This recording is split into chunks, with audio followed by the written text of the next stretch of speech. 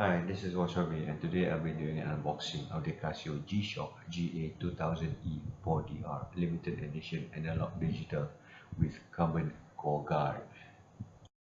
The carbon core guard is new technology, i.e. a new material used by Casio, and it is uses a sort of carbon fiber in the resin, so to make it even stronger, lighter than the current resin material used on their G-Shock.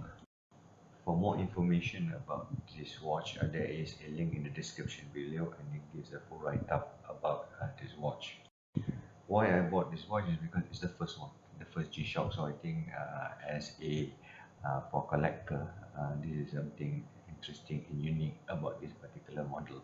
The other thing is that it is a limited edition, and it comes in a special box. Now, inside this box, there are an additional two more straps.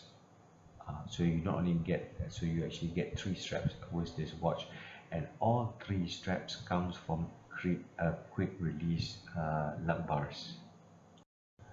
Um, so what's interesting or about this watch is that there's nothing major about this watch.